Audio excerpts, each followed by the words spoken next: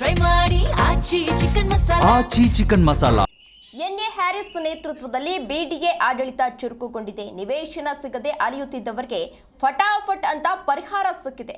BDA ಅಧ್ಯಕ್ಷ N A Harris ಚುರುಕಿನ ಆಡಳಿತಕ್ಕೆ ಹೊಸ ಕಳೆ ಬಂದಿದೆ. ಸೈಟ್ ಸಿಗದೆ ಕಂಗಾಲಾಗಿದ್ದ ಹಿರಿಯ ನಾಗರಿಕರ ಸಮಸ್ಯೆಗೆ ಸ್ಪಂದನೆ ಸಿಗ್ತಾ ಇದೆ.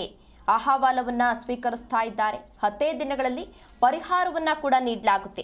ಖುದ್ದು ಅಧ್ಯಕ್ಷ ಎನ್ಎ ಹ್ಯಾರಿಸ್ ಅವರೇ ಸಮಸ್ಯೆಗೆ ಸ್ಪಂದನೆಯನ್ನ ಸ್ಪಂದಿಸ್ತಾ ಇದ್ದಾರೆ. ಆಯುಕ್ತರು ಮತ್ತು ಅಧಿಕಾರಿಗಳ ಸಮನ್ವಯಕ್ಕಾಗಿ ಈಗಾಗಲೇ ವಾಕಿ ಟಾಕಿ ವ್ಯವಸ್ಥೆಯನ್ನ ಕೂಡ ಕಲ್ಪಿಸಲಾಗಿದೆ. ಜನರ ಸಮಸ್ಯೆ ಮತ್ತು ದೂರುಗಳಿಗೆ ಡಿಜಿಟಲ್ ವೇಗ ಕೂಡ ಸಿಗಲಿದೆ. ಆಡಳಿತಾತ್ಮಕ ವಿಳಂಬಕ್ಕೆ ಬ್ರೇಕ್ ಹಾಕಿದ್ದಾರೆ ಅಧ್ಯಕ್ಷ ಹ್ಯಾರಿಸ್ ಅವರು.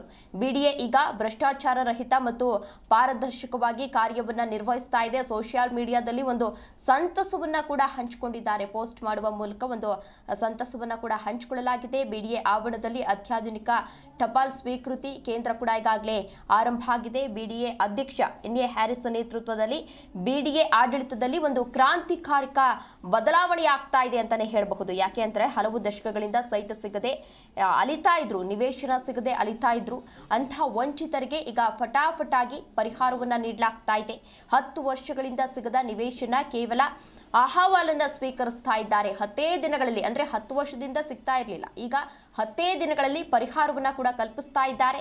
ಹ್ಯಾರಿಸ್ ಅವರ ಗಮನಕ್ಕೆ ಬಂದ ನಂತರ ಕೆಲವೇ ದಿನಗಳಲ್ಲಿ ಸಮಸ್ಯೆಗಳನ್ನ ಪರಿಹಾರ ಮಾಡಲಾಗುತ್ತೆ. ಹ್ಯಾರಿಸ್ ಅವರ ಕಾರ್ಯಪ್ರವೃತ್ತಿಗೆ ಈಗಾಗಲೇ ಜನರಿಂದ ಮೆಚ್ಚುಗೆ ಕೂಡ ವ್ಯಕ್ತವಾಗ್ತಾ ಇದೆ.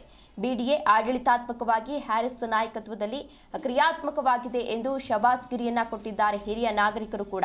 ಸೈಟ್ ಪಡೆಯಲು ಅರ್ಹರಾಗಿದ್ರು, ಸೈಟ್ ಪಡೆಯದೆ ವಂಚಿತರಾಗಿದ್ರು ಹಿರಿಯ ನಾಯಕರು. ಇದೀಗ ಈ ಕಾರ್ಯಕ್ಕೆ ಮೆಚ್ಚುಗೆಯನ್ನ ವ್ಯಕ್ತಪಡಿಸ್ತಾ ಇದ್ದಾರೆ. ಇದೇ ವಿಚಾರಕ್ಕೆ ಸಂಬಂಧಪಟ್ಟಂತೆ ಹೆಚ್ಚಿನ ಡೀಟೇಲ್ಸ್ ಅನ್ನ ನೀಡಿದ್ದಾರೆ ನಮ್ಮ ಪ್ರತಿನಿಧಿ ಪ್ರಸನ್ನ ದೇವನೂರ್. ಪ್ರಸನ್ನ, ಯಾವ ರೀತಿ ಬಿಡಿಎ ಆಡಳಿತದಲ್ಲಿ ಬದಲಾವಣೆ ಆಗ್ತಾ ಇದೆ, ಸೋಷಿಯಲ್ ಮೀಡಿಯಾದಲ್ಲಿ ಏನಂತ ಹಂಚಿಕೊಂಡಿದ್ದಾರೆ?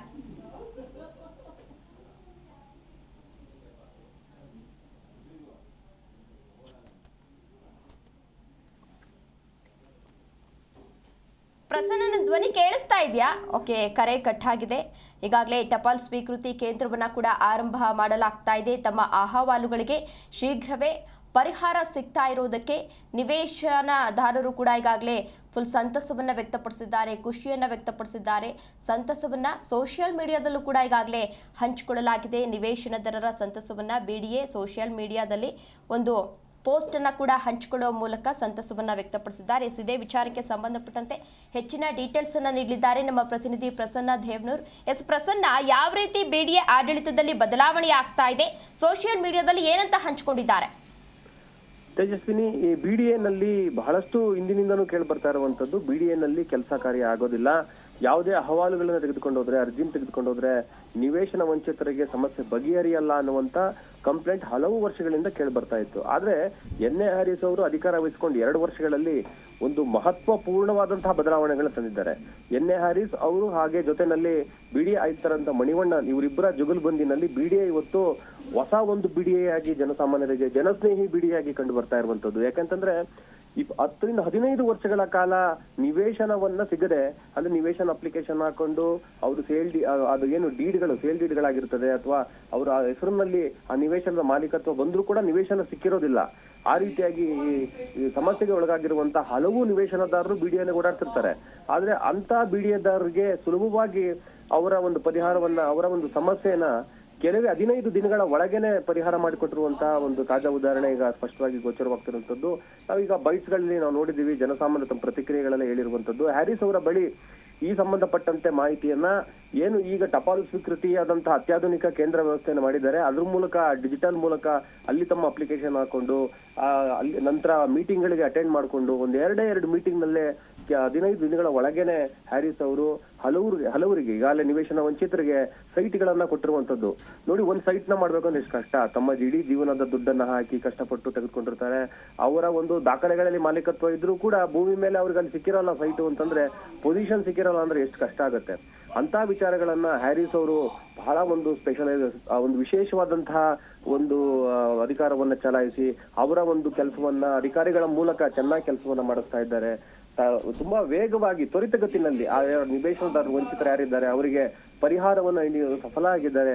ಅವ್ರು ಎಷ್ಟು 10-15 ವರ್ಷ ಓಡಾಡಿ ಏನು ಸೈಟ್ ಸಿಕ್ಕಿರ್ಲಿಲ್ಲ, ಆ ಸೈಟ್ ಹ್ಯಾರಿಸ್ ಅವರ ಈ ಒಂದು ಟರ್ಮ್ ನಲ್ಲಿ ಏನು ಕೆಲಸವನ್ನ ಮಾಡ್ತಿದ್ದಾರೆ ಅವರು ಅವರ ಜನರಿಗೆ ಸ್ಪಂದಿಸಿ 15-20 ದಿನದ ಒಳಗೇನೆ ಅವ್ರ ಸೈಟ್ ಸಿಗುವಂತೆ ಮಾಡಿರುವಂತದ್ದು ಇದು ಒಂದು ನಿಜಕ್ಕೂ ಕೂಡ ಒಂದು ಅತ್ಯಂತ ದೊಡ್ಡ ಸಾಧನೆ.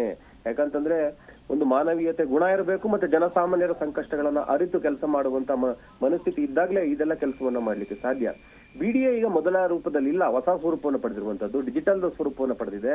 ಈಗ ಏನಂದ್ರೆ ಬಿಡಿಎ ಆವರಣದಲ್ಲೇ ಒಂದು ಟಪಾಲು ಸ್ವೀಕೃತಿ ವ್ಯವಸ್ಥೆಯನ್ನ ಮಾಡಿರುವಂತದ್ದು. ಇದು ಡಿಜಿಟಲ್ ಟಪಾಲು ಸ್ವೀಕೃತಿ ವ್ಯವಸ್ಥೆ ಇರ್ತದೆ. ಅಲ್ಲಿ ಬಂದು ಅಹವಾಲನ್ನ ಕೊಟ್ಟ ನಂತರ ಅಹವಾಲಿಗೆ ಸಂಬಂಧಪಟ್ಟ ವಿಚಾರಗಳನ್ನ ಈ ಬೇರೆ ಬೇರೆ ಅಧಿಕಾರಿಗಳಿಗೆ ಅಂದ್ರೆ ಆಯುಕ್ತರಿಂದ ಹಿಡಿದು ಬೇರೆ ಬೇರೆ ಅಧಿಕಾರಿಗಳಿಗೆ ವಾಕಿಟಾಕಿಗಳನ್ನ ಕೊಟ್ಟಿರುವಂತದ್ದು. ಇಂಥದ್ದೊಂದು ಅಪ್ಲಿಕೇಶನ್ ಬಂದಿದೆ, ಇದ್ರ ಪರಿಸ್ಥಿತಿ ಏನಿದೆ, ಸ್ವೀಕೃತಿ ಆಗಿದೆಯೋ, ಇದನ್ನ ಎಷ್ಟು ಗಂಟೆನಲ್ಲಿ ಸರಿ ಮಾಡಬಹುದು, ಅಲ್ಲಿರೋ ಟೆಕ್ನಿಕಲ್ ಪ್ರಾಬ್ಲಮ್ ಏನು, ಇವೆಲ್ಲ ವಿಚಾರಗಳ ಕುರಿತಂತೆ ಪರಸ್ಪರ ಅಧಿಕಾರಿಗಳು ಮಾಹಿತಿಯನ್ನ ಒಂದು ಕಮ್ಯುನಿಕೇಟ್ ಮಾಡಿಕೊಂಡು ಆ ಒಂದು ಸಮಸ್ಯೆಯನ್ನ ತ್ವರಿತಗತಿಯಲ್ಲಿ ಪರಿಹಾರ ಮಾಡುವಂತಹ ವ್ಯವಸ್ಥೆ. ಅಂದ್ರೆ ಯಾರ್ಯಾರು ಏನೇ ಕೆಲಸ ಮಾಡಬೇಕಾಗಿತ್ತು ಆ ಕೆಲಸವನ್ನ ಮಾಡಿಸುವಲ್ಲಿ ಹ್ಯಾರಿಸ್ ಅವರು ಸಫಲರಾಗಿದ್ದಾರೆ. ಆಮೇಲೆ ಖಡಕ್ ದಕ್ಷ ಅಧಿಕಾರಿಗಿರುವಂತಹ ಮಣಿವಣ್ಣನವರು ಕೂಡ ಸಫಲರಾಗಿದ್ದಾರೆ. ಇವರ ಒಂದು ನೇತೃತ್ವದಲ್ಲಿ ಇವತ್ತು ಹ್ಯಾರಿಸ್ ಅವರು ಇಡೀ ಒಂದು ಬಿಡಿಎನ ಒಂದು ವ್ಯವಸ್ಥೆಯನ್ನ ಬದಲಾಯಿಸಿರುವಂತದ್ದು. ಆ ಬಿಡಿಎ ಅಂತಂದ್ರೆ ಒಂದು ಪರಿಹಾರ ಸಿಗುವಂತ ಒಂದು ನಿಜ ಪರಿಹಾರ ಕೊಡಬಲ್ಲ ಶಕ್ತಿ ಬಿಡಿಎಗಿದೆ ಅನ್ನುವಂಥದ್ದು. ಇಡೀ ವಸ್ತು ಸ್ಟ್ರೀಮ್ ಲೈನ್ ಮಾಡಿದ್ದಾರೆ. ಒಂದು ಆಧುನಿಕ ಸ್ಪರ್ಶ ಕೊಡೋದ್ರ ಮೂಲಕ ಜನಸ್ನೇಹಿ ಆಡಳಿತವನ್ನ ಬಿಡಿಎನಲ್ಲಿ ಜಾರಿಗೆ ತಂದಿದ್ದಾರೆ. ತೇಜಸ್ವಿನಿ. ಓಕೆ, ಧನ್ಯವಾದ ಪ್ರಸನ್ನ ತಮ್ಮೆಲ್ಲ ಡೀಟೇಲ್ಸ್ಗಾಗಿ.